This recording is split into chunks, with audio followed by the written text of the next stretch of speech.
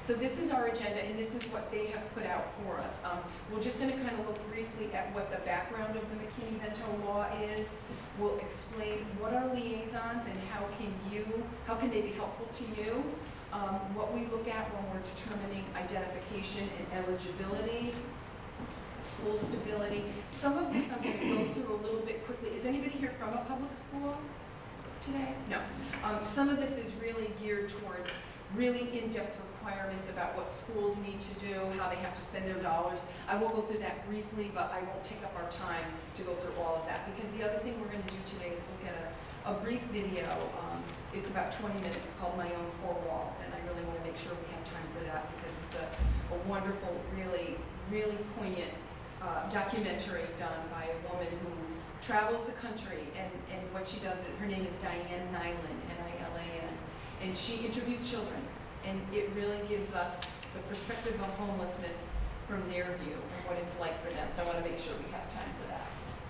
So we'll talk about what kinds of things schools need to cover and provide, and we'll look then particularly on how homelessness impacts the age group of what we call unaccompanied youth, which are typically kind of our latter middle school, high schoolers, those kids that are kind of out without any physical connection to a parent or guardian, and then sort of the impact of homelessness on younger populations. So, can I get you a handout? Did anybody else come in and need one? Handouts? You're welcome. Okay.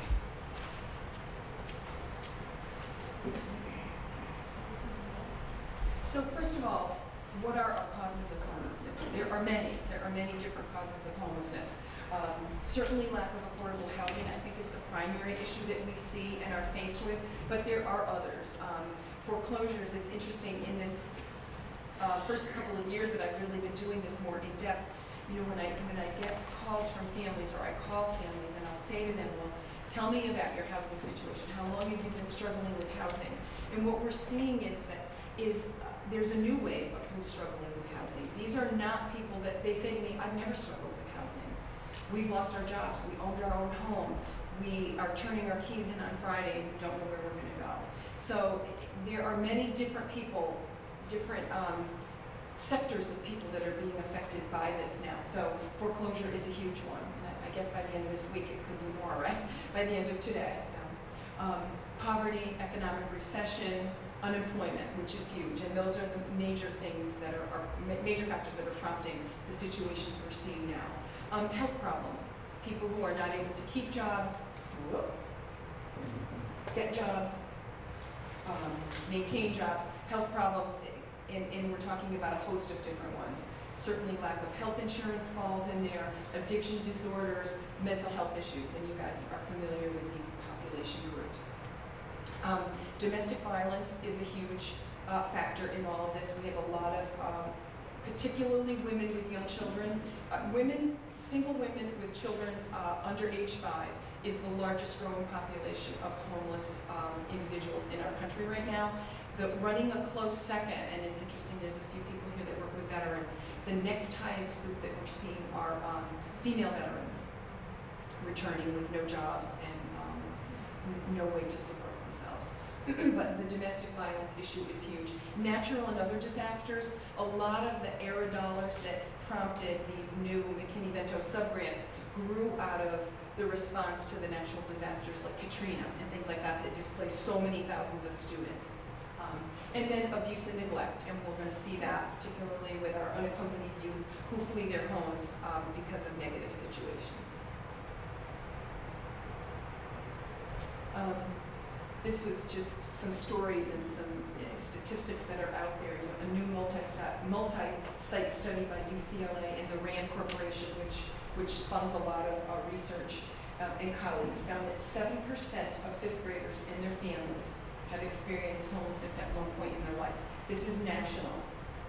11% for African American children and those from the poorest households. So you're going to see that we're talking about, when we look at the numbers the last year, and the data that we're going to look at here is from the 08-09 school year, because we're always kind of a year behind in collecting the data. But last year, nationally, there were almost 1 million children that met nationally that met the McKinney-Vento definition. And those are only the ones that we know about. There are many other children that go under the radar, and you're going to see why when we learn today about what really is the broader definition.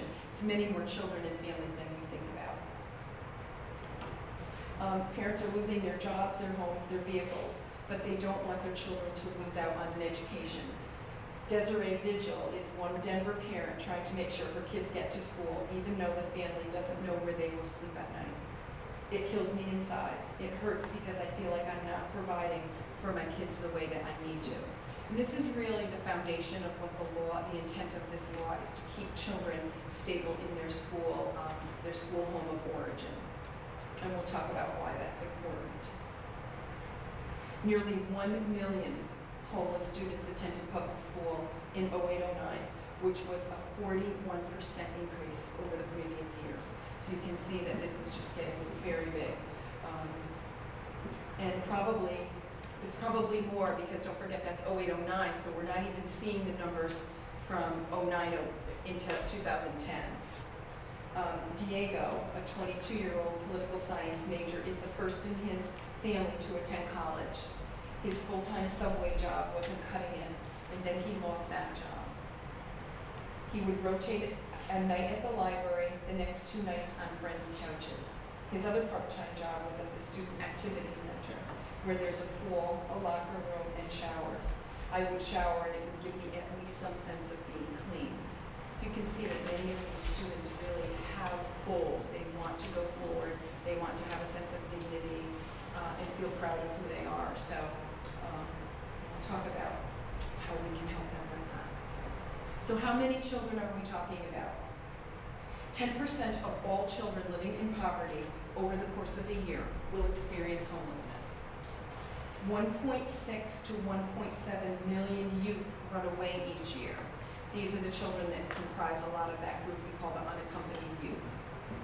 51% of all children in HUD-funded shelters are under the age of 6.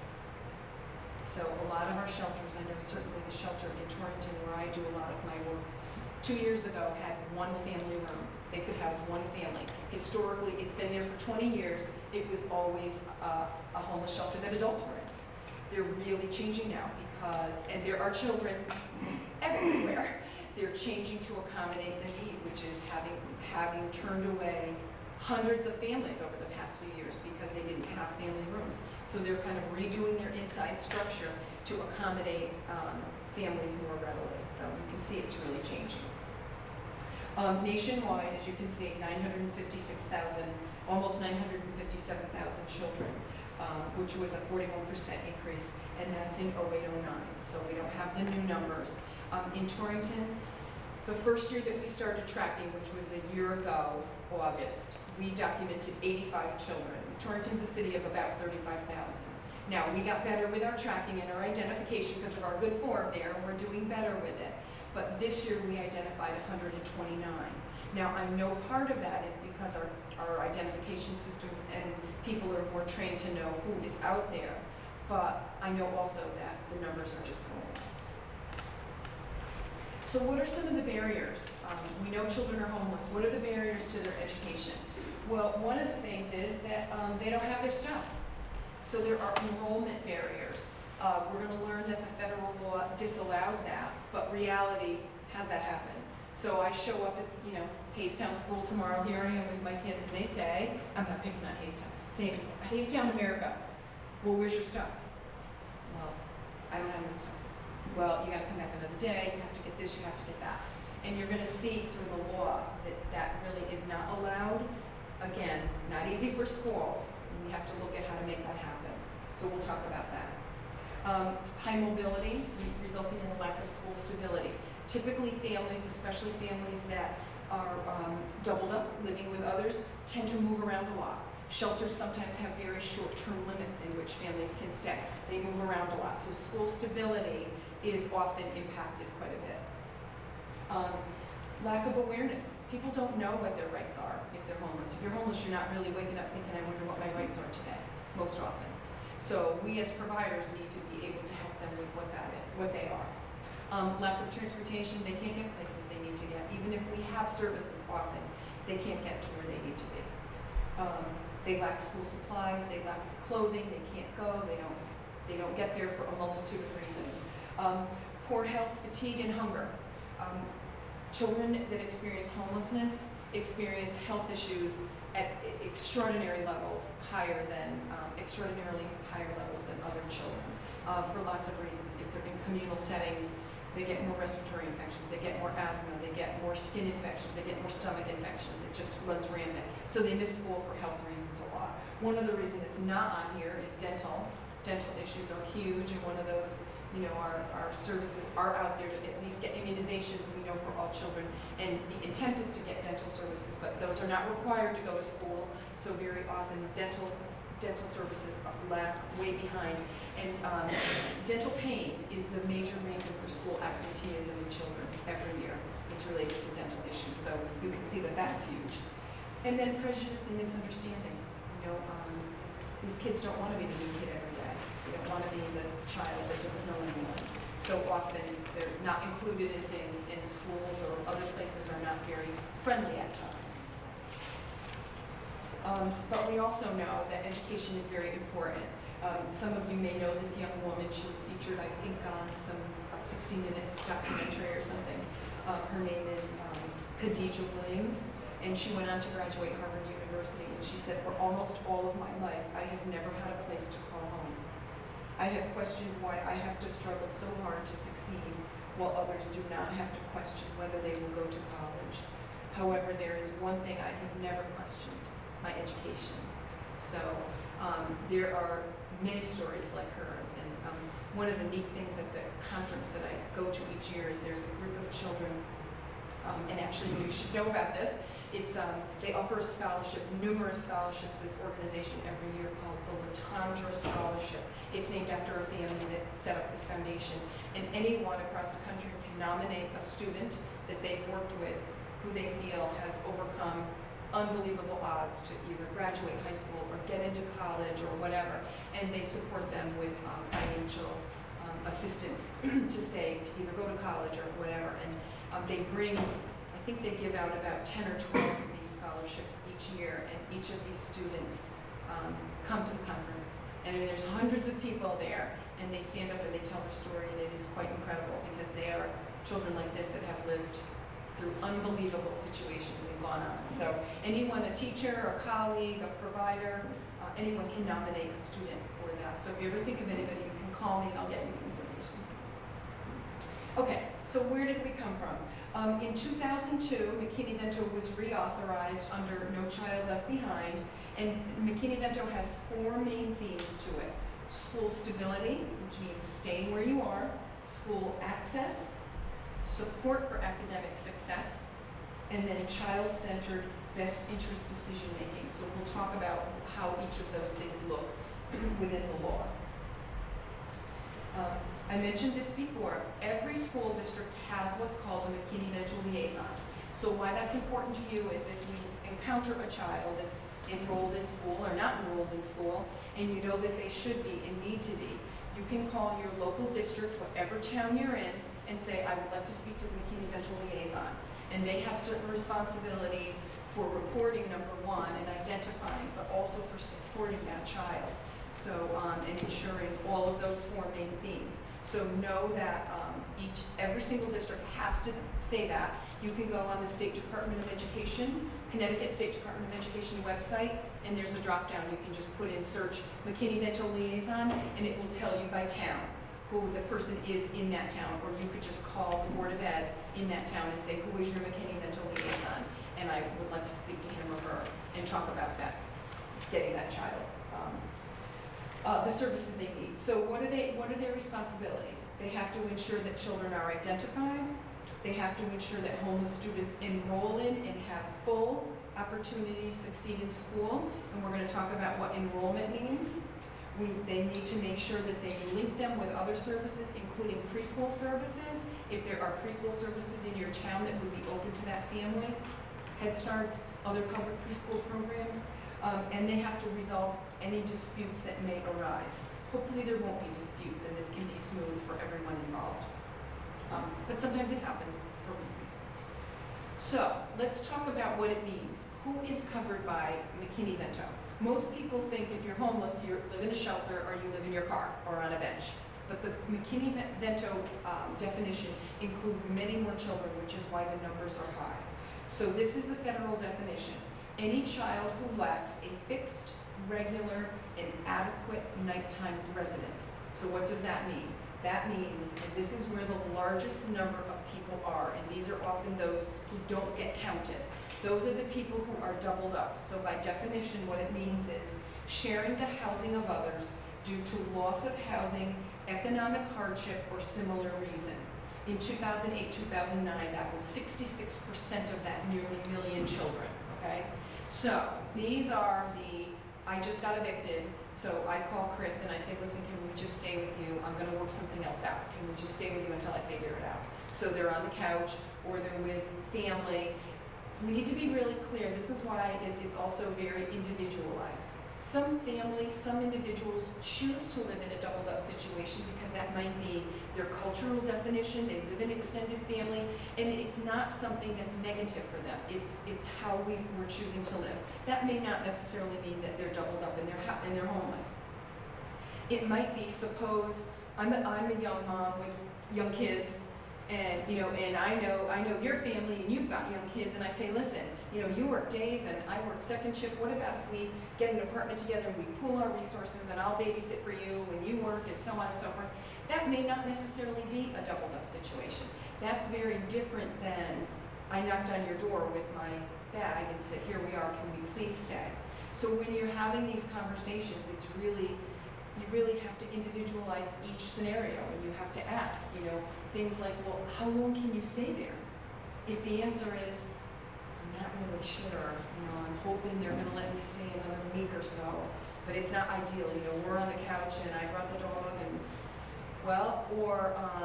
they told me I could stay 1 month and then I absolutely have to get out. Or the other question is, are you safe there? Are you comfortable there? Is it adequate there? Or are there 9 kids with 1 bedroom because you're all stuffed in and you're doing the best you can? Well, then that may be. So as you can see, every scenario, particularly this one, is not cut and dry. Just because you're doubled up does not mean you're homeless. You really have to get a little bit more information. And sometimes that comes from those individual conversations. How do you feel there? Are you comfortable? Can you stay? Have you been given a time limit? Kind of thing, that sort of thing. The second group is much more clearly identified. That's the group living in motels, hotels, trailer parks, campground, due to lack of adequate other accommodations. We do see that. We see people in tents. We see people at campgrounds, not because they got their KOA handbook that year and they said, let's go here. It's because that's the only place that they can go. And when the season ends, then they're going to be in the same situation. Motels was a small number, only about 6% of identified students in 08-09. For a lot of reasons, motels are really expensive. The good thing is they don't require a security deposit, they don't do a background check, they don't find out that your credit was poor. You show up and they give you the room. But like yesterday, I met with a family up in my way. They have 1 motel room that is tiny, mom, dad, a 9-year-old, a 4-year-old, and a 19-month-old, and a dog. 1 room. Not ideal. For $330 a week. But it was cute. So, for the short term, that feels very palatable, but it's not a very ideal way to be in this situation. Am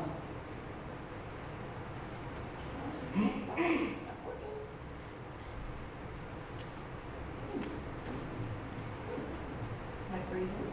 Is it not happy with me? Okay. Okay, we missed one. Okay, so who else is included? The other group are those living, and you know all of these, living in emergency or transitional shelters. 23% of that group that we looked at was that group living in shelters. Those living in public or private places not designated for humans to live in. Those living in cars, parks, abandoned buildings, substandard housing, bus stations, train stations. And we have, those are harder numbers to track in terms of data, but we know that those situations do exist. And then another group is migratory children. We don't have quite as much of that around here as we do. Remember, this is a federal definition. So for example, Those who are familiar with Head Start and early Head Start know that they serve a lot of migratory populations throughout the course of the year, so in other parts of the country. So families that move with the crops, so they're 3 months here and they're 3 months there. We don't have quite as much of that here. And then there's this final category, which is a unique little group. It's called Those Children Awaiting Foster Placement. And this is a unique group. And each state defines how they look at this group themselves. So in Connecticut, it's defined as any child, and you may have some of these children, any child who is in foster care. So we have to be really clear about this definition. Just because you're in foster care and placed in a foster home does not make you homeless. However, if you're in foster care and you're placed in an emergency safe home, like for example, Danbury Children's Aid has the safe home, Waterbury, there's Rainbow House, there's a variety of group home. Up our area, we have something called a star home. Those are not considered typical homes. So, and they're short-term generally. So those children would be considered in the homeless category. The other group that meets that category is foster children who move their placement, their foster placement, even if it is a home, more than 3 times or more in the same year. And we unfortunately do see that. And the reason they included them is that we're trying to be sure that they're offered some level of stability for their schooling if they're in this category. And again, it doesn't always work. You have to look at every case.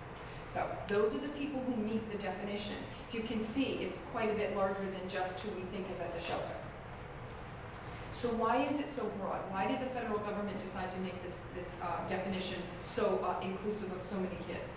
Well, first of all, as you all know, shelters are often full. They have to turn away families or put them on waiting lists. A lot of places don't have any shelters, so families don't have that option at all. Shelters often have eligibility conditions for good reasons, many reasons why they experience, they have to have certain laws and regulations about who they serve. One example of that is many shelters, if they're family shelters, don't accept families with children over 12, boys over 12. I always tease because I have 2 boys. I say, well, because I've lived with boys over 12. I know why you don't take them. I'm old. But, there are rules and regulations as to why they don't have that. Motels are often too expensive, and so even if a family could go to one and there was a vacancy, they often can't afford that. Youth on their own, unaccompanied youth, single person out there, 16, 17, abused maybe, having other issues, often don't feel comfortable going to a shelter by themselves. They feel very alone and afraid, so they can fear that.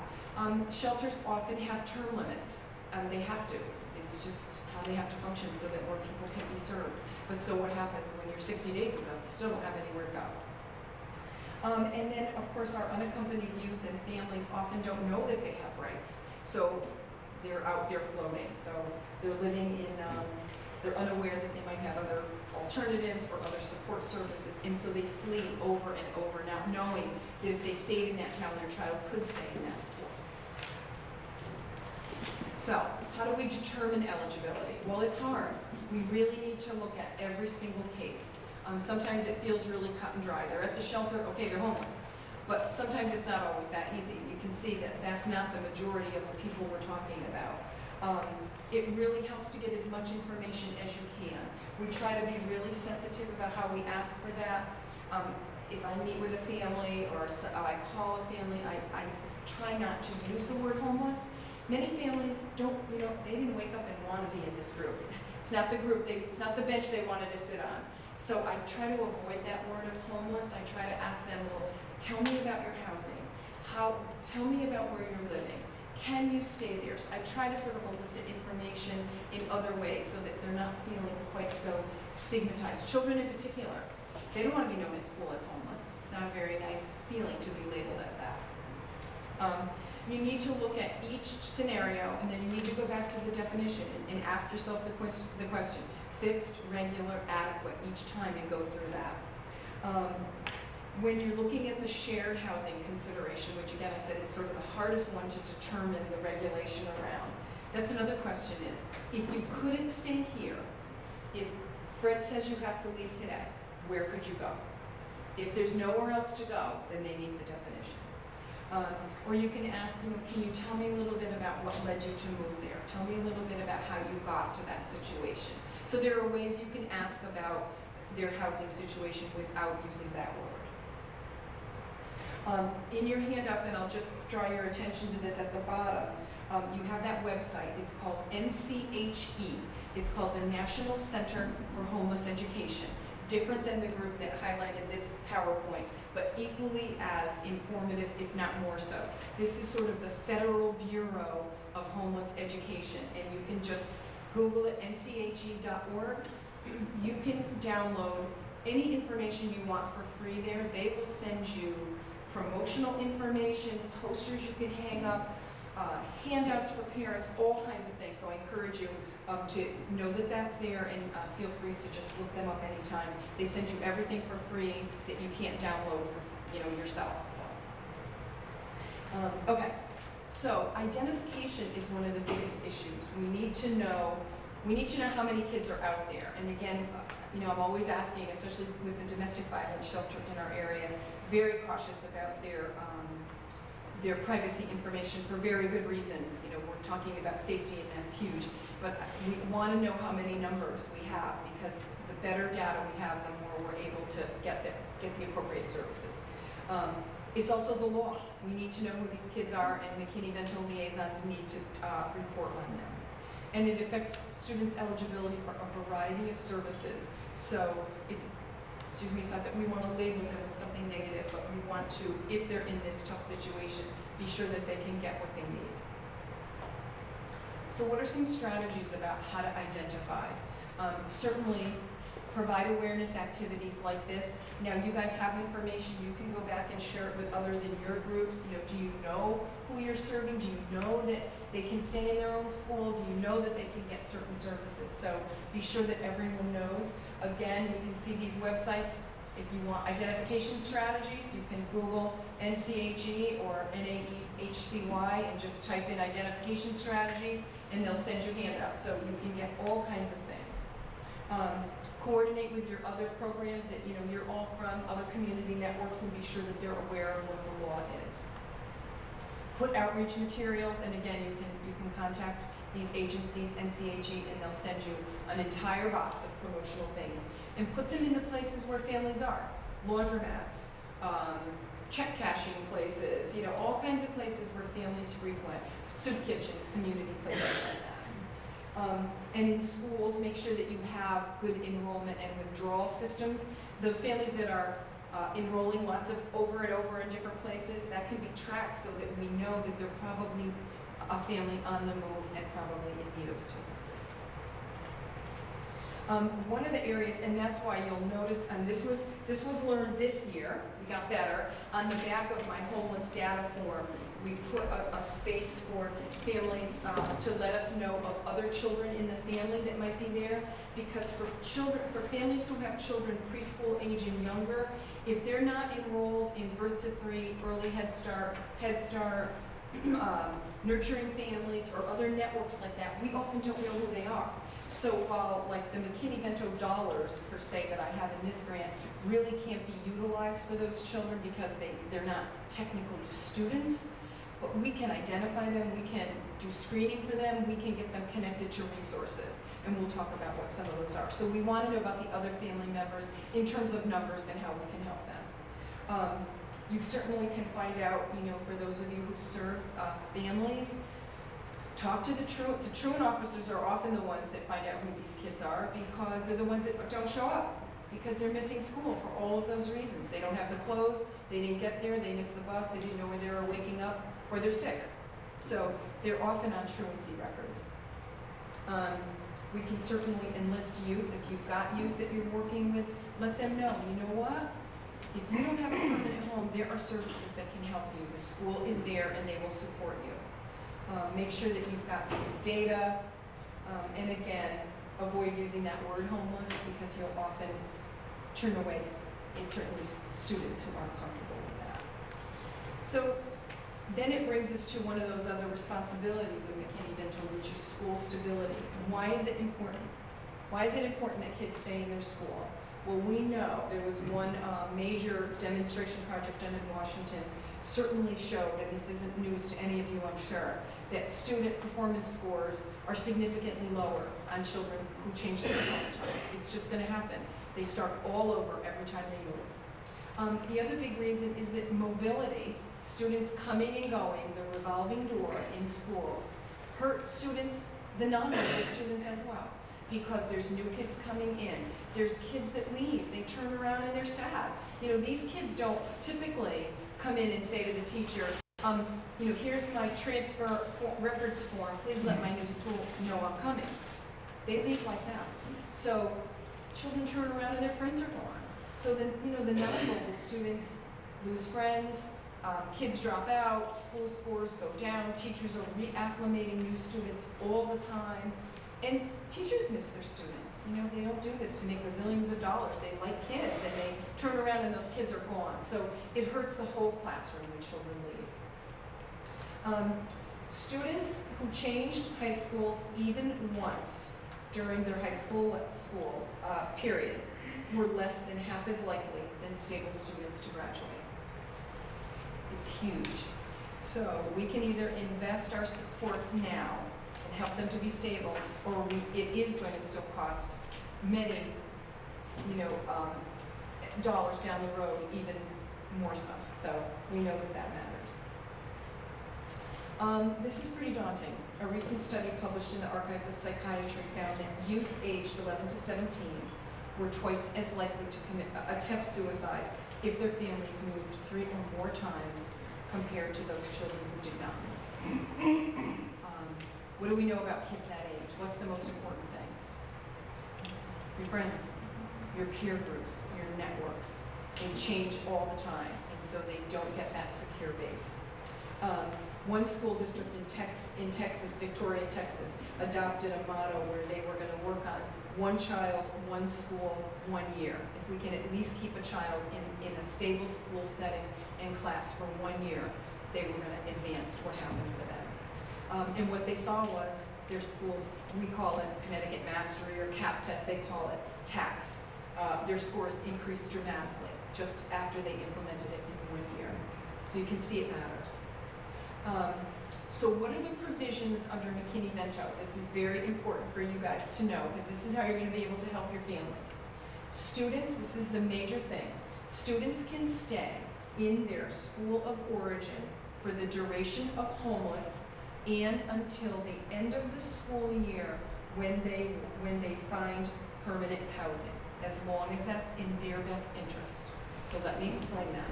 School's going to start, let's say September 1. I know they start in August, but I still want to say September. School's going to start in September. You've got kids that start right here. In March, they lose their housing, and they end up in Bethel. Bethel and Danbury school districts. If it is the family request and it is in the best interest of that child, and we're going to talk about feasibility, why you would and why you would not ensure that. They must allow that child to finish the school year in Danbury if that's what the family chooses and it's in the best interest of the child. And what that means is they also have to pay transportation for that child to be bused back in. This is where it gets hard for schools. It is very costly measure to put this in place, especially when you're crossing school district lines. The transportation strategies, and we'll look at what that is ideally the two towns would work together to share that cost. A lot of times the receiving town says, they're not my kid, you know, that whatever, for a multitude of reasons. It's not that they're awful, they're just trying to make it work, and you can see why this is difficult. The other thing to know is, if they lost their housing in March, they moved to Bethel, they finally then got permanent housing in Bethel in April, that child remains in what we call the homeless category for the duration of that school year.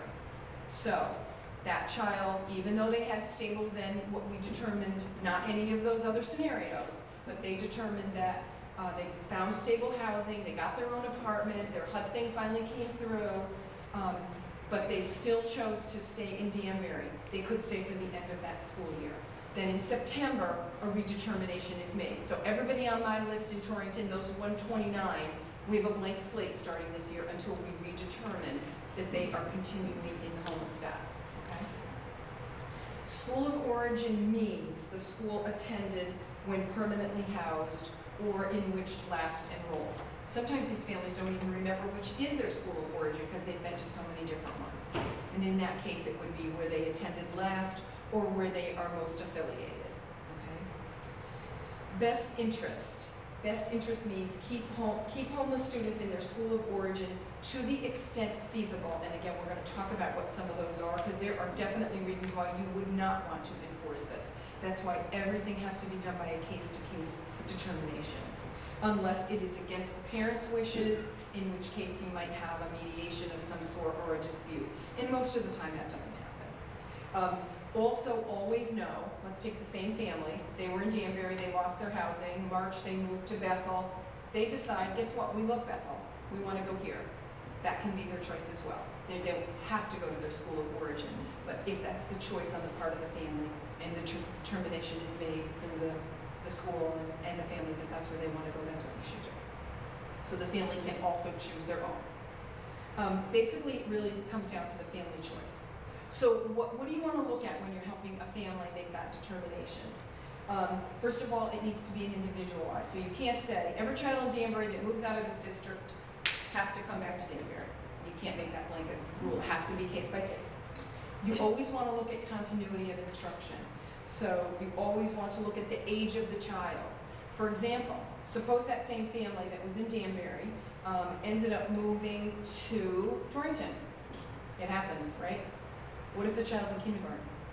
Are we going to put them on a bus for an hour or an hour and 15 minutes with traffic to come to a half-day kindergarten program? That might not make sense. So you have to see what, converse to that, if it's an hour and it's a high school kid who, it's now March, and they're going to graduate with their class in June, well, guess what? We're going to get them an iPod, and they're going to listen to the radio for an hour, and that's probably going to make the best sense for them, and they'd probably be thrilled. But you can see where it matters about the age of the child. You also want to look at the safety of the child, and this is huge. If the reason that that family is now in a new town is because of safety issues, there are domestic violence issues, there are perpetrators against this child, and keeping them in their home school would keep that door open, obviously you would make a different determination. You also want to look at the likely length of stay. If it's only going to be a short time, well then definitely make it work that they stay. Maybe it is an hour, but it's only going to be for 2 weeks, and then their HUD came through, and now they're going to go to their new house. Okay, so you always want to look at that. You also want to look at the likely area of where the family is going to go permanently. If you know that they are going to get a permanent housing setup and they want to go to that one, well then that might make more sense for them to do that. You also want to look at any need for special instruction. If a child is involved, perhaps they have an autism programming that has been set up in a certain district that isn't available in other towns. That it would take months to get all those staff in place. You might want to make sure that they stay there. Obviously the commute is huge, you want to look at that. School placement of siblings, obviously we want to keep kids together if it's at all possible. And then the time remaining in the school year. Again, if it's only a short time, you certainly want to encourage that. If contrary to that, they started September 1, and September 30th they moved to a new town, well the year has barely gotten off to a start. Maybe then you'd say, well maybe it does make sense if all the other kids in that neighborhood for the rest of the year where this child's going to be, you might put them there. So you always have to look at that. I'm going to go through these quickly because these are really geared so schools know, but just understand that schools must, and the term is LEA, Local Education Agency, must provide transportation to and from the school of origin at a parent or guardian's request or at the liaison's request. So a school district cannot say, we can't afford that. It can't happen. So you need to know that. If crossing LEA lines, what that means is if you're going across two different districts, they should work together, and we try to make that happen. They must also have transportation services comparable to others that are in that district, and we must eliminate barriers. So again, you can't say that there's no transportation back to your home school. And you can get creative. There's lots of ways that this can happen. You know, you can use carpools. Sometimes parents might have a car. Just because they're homeless doesn't mean they don't have a car. They might have a car. You can give a parent a stipend for gas if that works more easily. You can use taxis if those things would work. But you need to be creative about how to make it happen.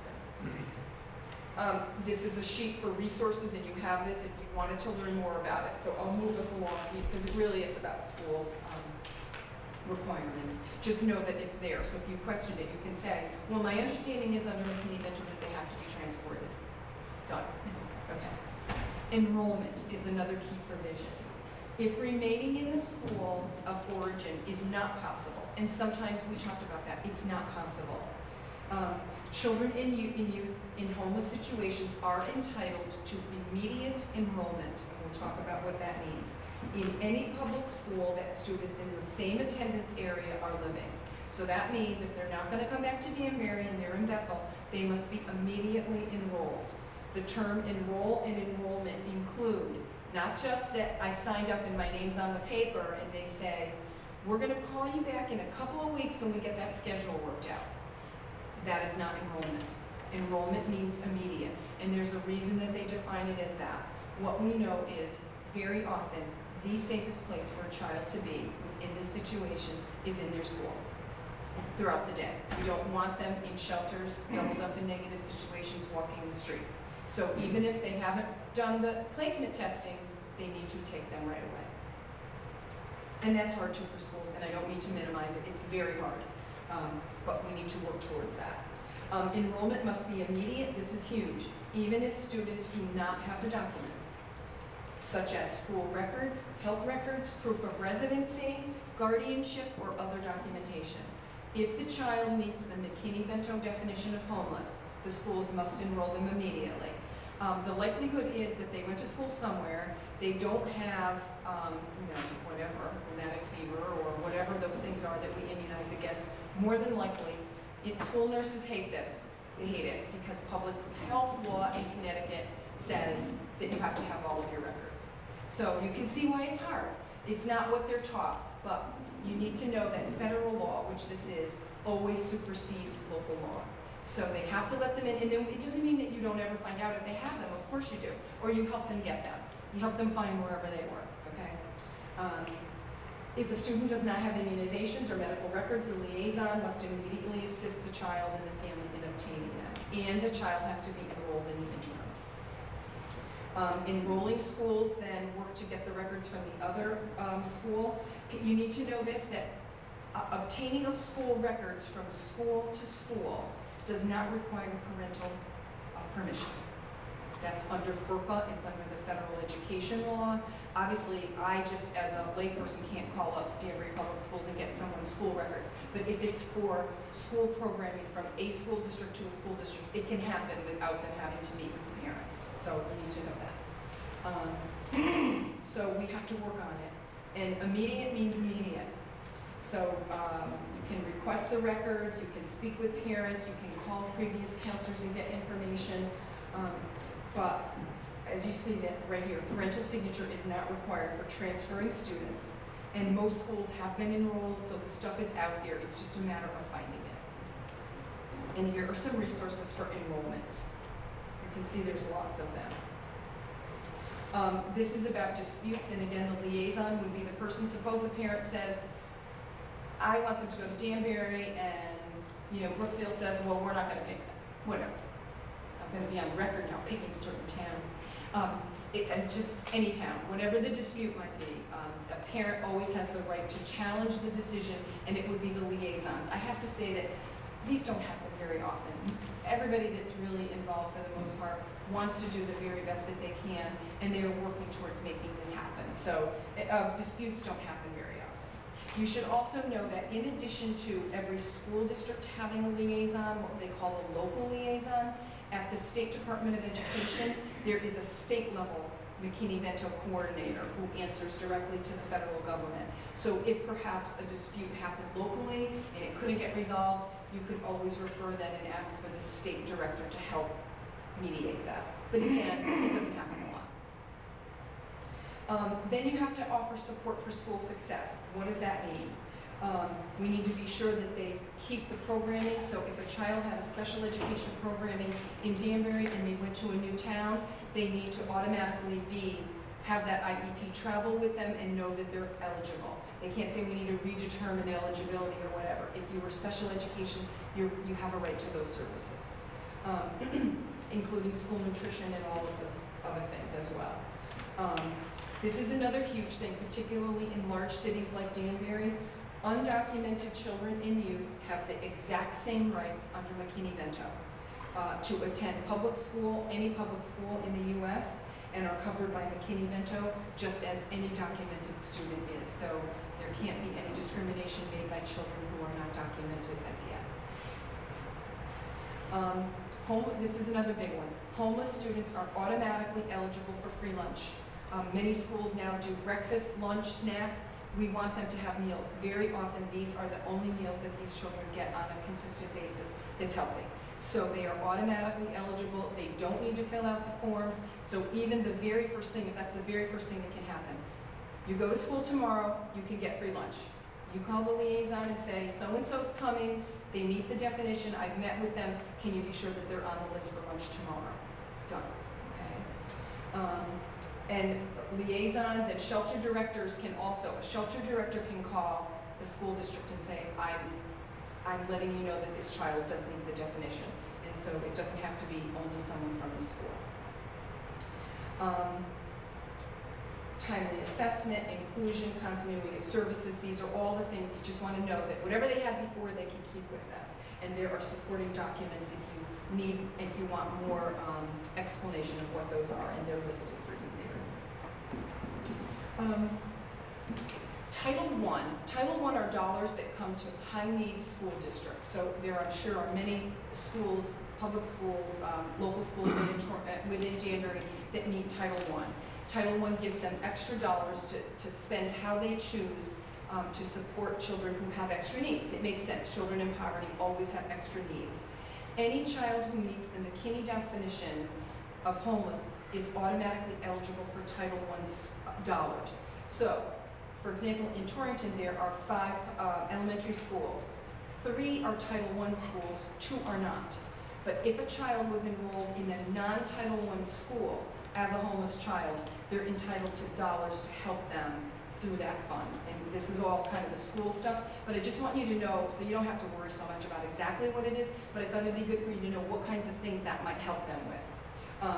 So schools have to set aside that money and make sure that they have it available. These are the things they have to do. This is how they figure it out. We're lucky we don't have to do all that. Obviously, the services that are being paid for must be reasonable and necessary, and as always, everyone wants to be the payer of last resort. So what that means is, if there were no other funds and a child needed to go to a medical clinic, you could technically use Title I funds or eyeglasses to secure that if the child had nothing. Would you want to continue to do that? No, because Title I funds are really earmarked for education. You might use it initially, but then help the child get their Husky so that all those things would be covered. So obviously, you wouldn't use it for those things that could be otherwise paid under other documented services. But let's go through what some of the examples are. Items of clothing, so we use a lot of it. If a child doesn't have clothing to go to school, if they don't have gym clothes, which again, that would be a barrier. You can't go to gym if you don't have the gym clothes and the sneakers. Then they must be provided a mechanism to obtain those needed items. If the school that they go to has a uniform and they don't have it, it has to be provided for them with these dollars. Clothing and shoes necessary to participate, we just talked about. Student fees. There are all kinds of student fees. Personal school supplies.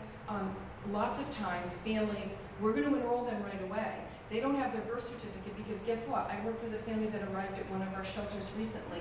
She had 4 children, each, and she was from Texas. Each birth certificate request was $19. She was never going to be able to get the birth certificate. She had to have that in a money order to send it to whatever town she was from in Texas. So we would help with things like that. Immunizations, food. If they really don't have any other mechanisms for a couple of days, the school could use Title I funds to help them to get that.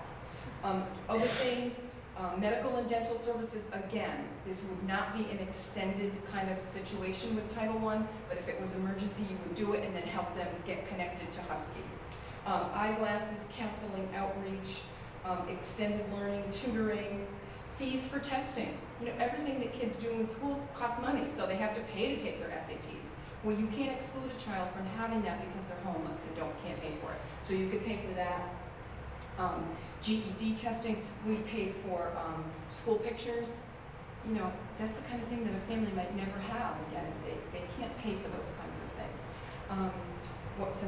Cap and gown. We had a child graduating, an unaccompanied youth. She had no mechanism to get her cap and gown. So those are kinds of some examples of things that you could use. And if you really want to know more, as I said, we're lucky we don't have to make all these definitions and computations, but that's how Title I figures all that out. Preschool liaisons must ensure that children are get connected to preschool services. One of the important things to know is that under the federal law that governs Head Start and Early Head Start, children defined as homeless, this is why it's important to know about the younger kids in the family, are categorically eligible for Head Start and Early Head Start, even if they had other dollars and they didn't originally meet the income guideline.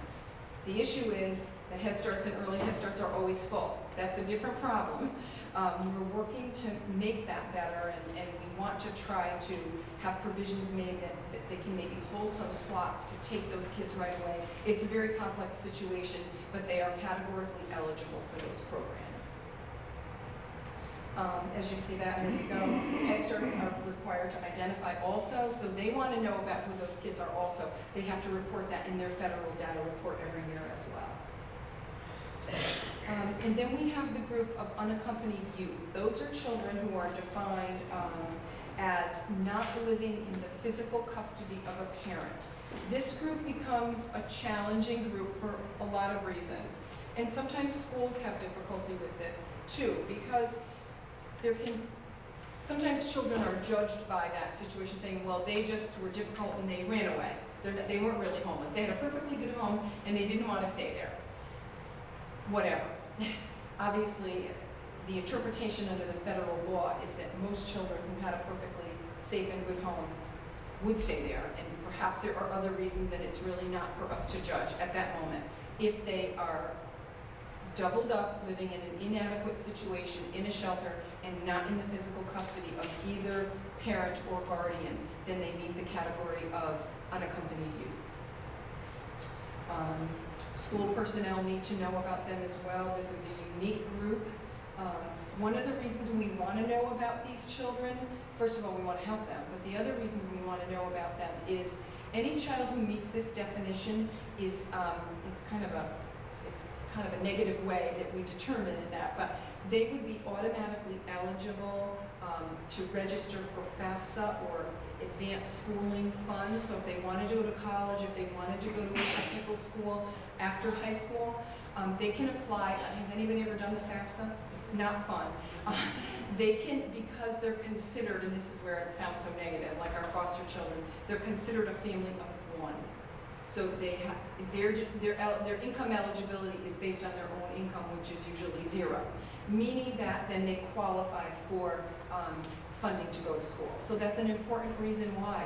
If you're working with one of these kids saying, you know what, do you know I can help you get that FAFSA, and you can, you know, I know you want to go to college. I know you've said you want to go to, you know, cosmetic school, you want to get your CNA, whatever those things are, they could apply under that. The liaison from the school or even a shelter director, if they're in a shelter, can sign that FAFSA saying, substantiating that the child is in fact homeless. So that's important to know, and this is how it's verified, so you have that information. Also know that any youth who have been in foster care at any time after the age of 13 are automatically considered independent and can also apply. They might not be homeless, but they can also apply for FAFSA funding as an independent student. So that's just important to know if you work with older children. Any questions so far? We're going through it quickly because I want to make sure that you...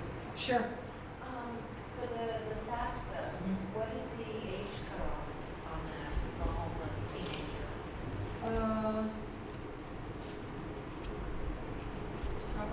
21. 21? I think so, and I'm not exactly sure. If you were, and I should clarify that, I'm sorry, I'm not exactly sure, but we could clarify that. It might be, I'm thinking after 21 you would be considered an adult, so it may be up to 21. But we would want to clarify that. Any one of these documents, if you were to download, I'm sure it's going to tell you exactly. Okay. So how many children are we talking about? In 2008, 2009, as we said earlier, 52% of all children in homeless shelters that were HUD-sponsored shelters in this country were under the age of 6. So you can see why. If we're missing that preschool, that under kindergarten age, in terms of our reporting, we're missing a lot of kids. Over 33,000 homeless children aged 3 to 5 were identified and enrolled in public preschool, not kindergarten.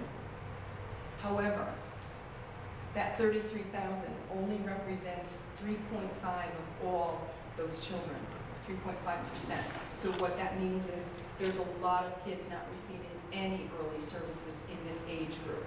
And most typically, children that are in this group anyway are behind. They're automatically behind for all of the other reasons that they experience. So you can see why it's so important. Head Start and Early Head Start, it represented about 3% of their enrollment in that period, in 2010.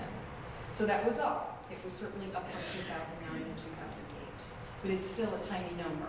So again, you can see what that barrier is. I'm looking at Donna because she knows about Head Start.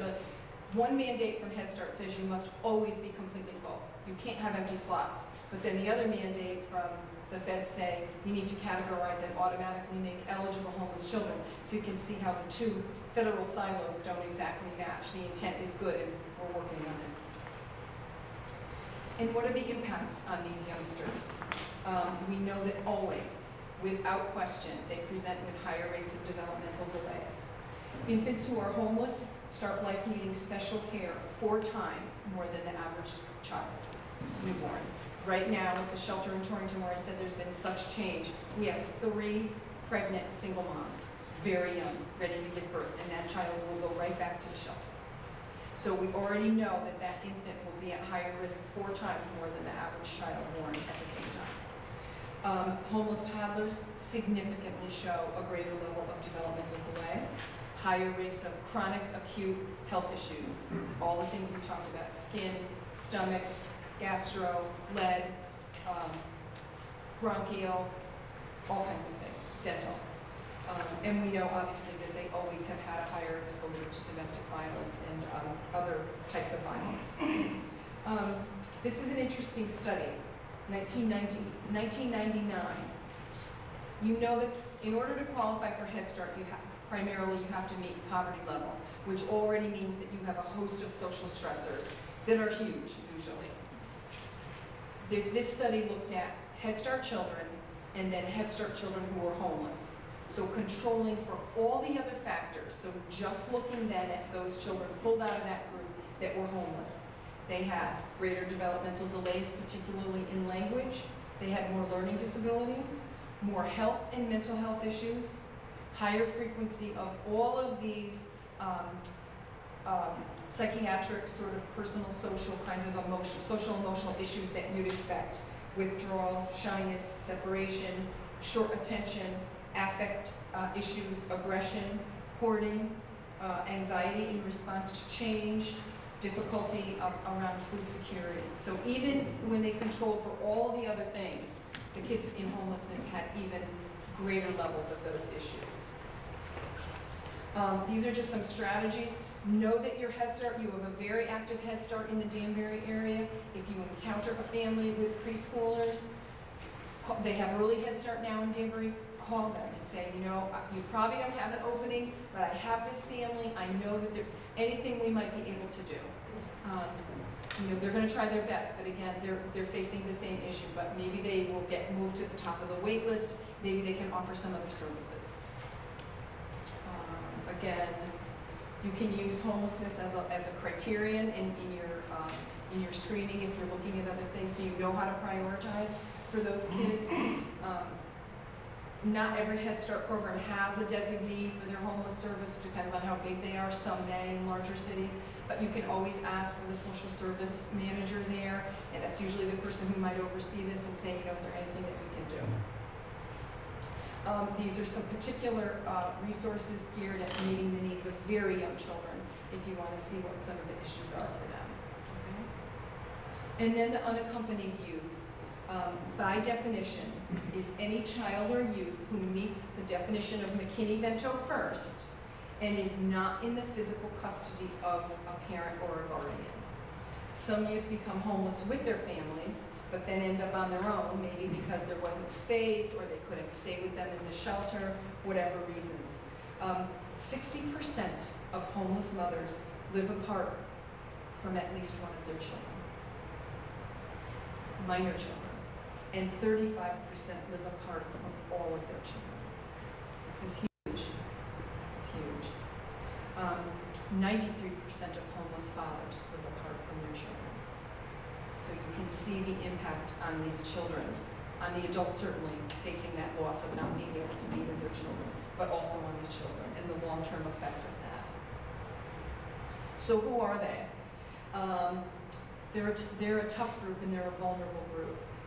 20 to 50% of unaccompanied youth were documented as having been sexually abused in their homes, while between 40 and 60 are documented as having been physically abused.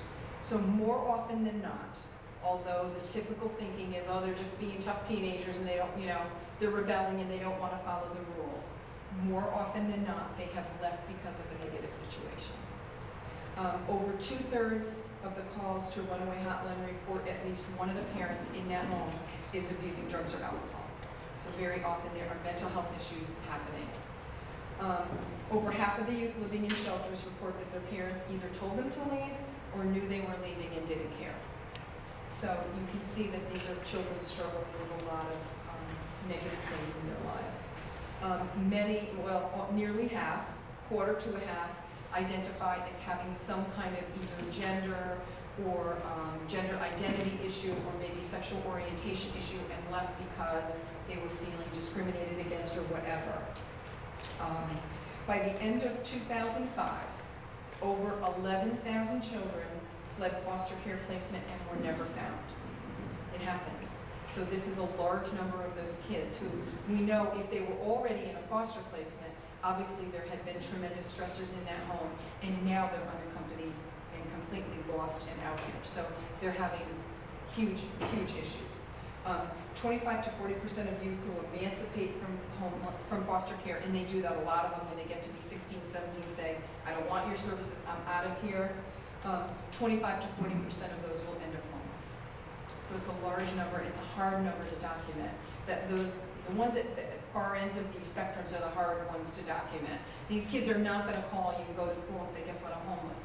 They're afraid of being arrested, they're afraid of being made to go back with their family, they're afraid of losing their newfound friends, and often they don't know that if they were to tell a counselor at school or something, they could stay there, they could help them. So that's why we need to do that. And many, this is another large group, leave because of pregnancy. 48% of street youth have been pregnant or have impregnated someone. Almost half of the kids on the street are either pregnant, have been pregnant, or are a father to someone. 10% currently of homeless female teens are pregnant, and I'm going to bet that that's higher. It's probably. So then we have the impact of that infant now in the same situation, and how are we going to meet that need? So, what can you do? This is a tough age group anyway. They're not often aligning with those people that look to be authority factors to them often. So, you've got to just be strategic in how you do it. Let them know, go to teen centers, put up those posters, and let them know that you're there for them. If you can connect with one teen, and say to them, do you have other friends that are in this situation? Do they know they can go to their school? So just letting them know that they can have services. It's the trust piece is really hard. Sometimes clubs and things like that. That's the other thing we know. Why is it important? We know that if kids are connected to their school, those kids that are engaged in some kind of enrichment activity, more often than not are going to stay engaged in school. So we want to reach out to them. This is a big one. What about parental disability around school? So suppose you get a 17-year-old who isn't with their parent, you've got teenagers, and your son said, "Mom, please, I really like this kid. Can he come and stay with us just to the end of the year?" And you say yes. Everything's good. The school takes him, and then lo and behold, some parent calls and says, "He can't be there with you. He can't be in that school," whatever.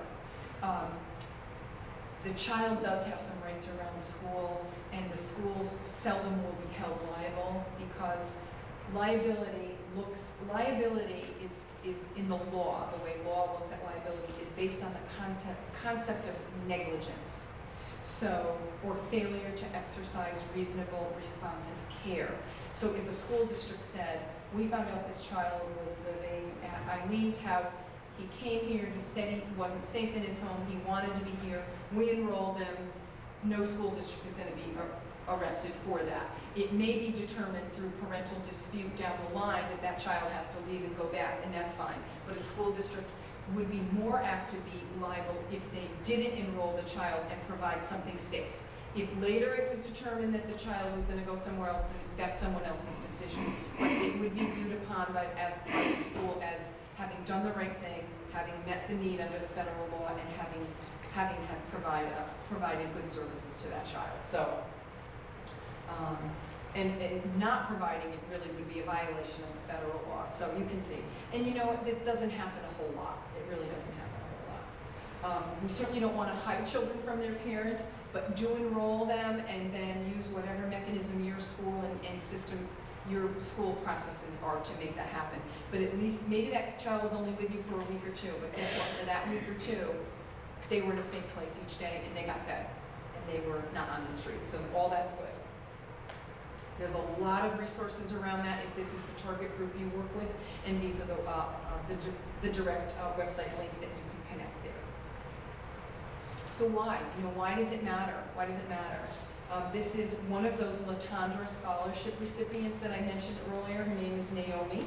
I had the pleasure of hearing her say this, and she's quite an incredible young lady. And she said, "I have lived in many homes and shelters.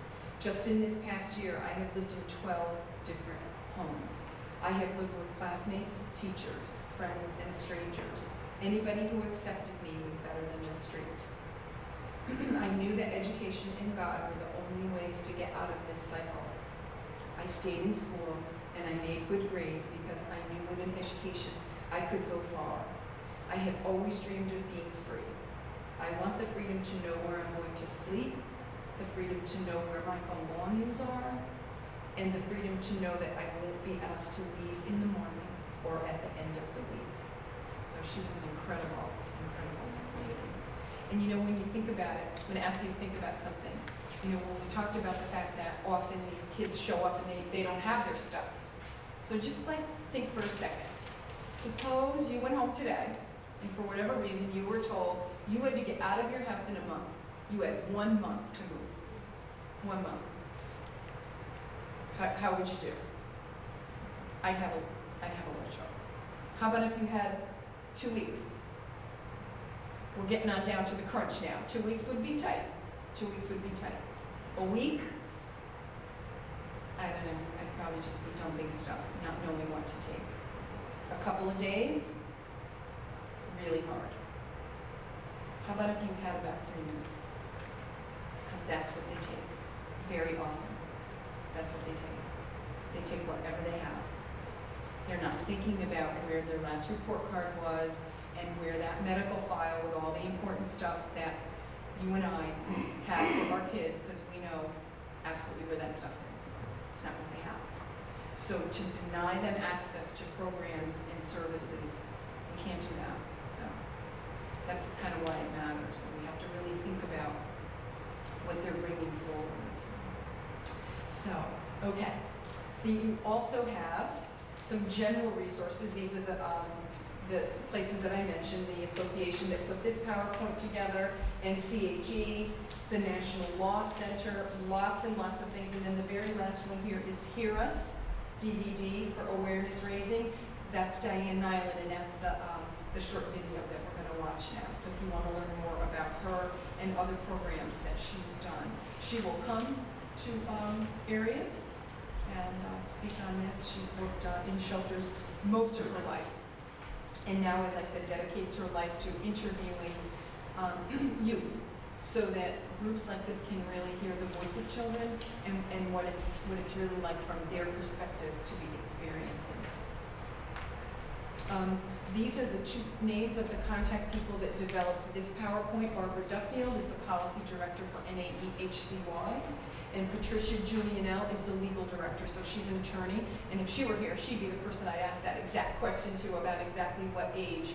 But these two people, I would have to tell you, are the kind of people that if you encountered a question next week or next month and I didn't have the answer, or you didn't even think about calling me, because I'm certainly not an expert in the way they are, you could pick up the phone and call either one of those numbers and say, Patricia, I went to a training and I saw that PowerPoint that you put together. I have a question about this. She would answer you. They're tremendous. So those are your resources. And I'll turn that off for now.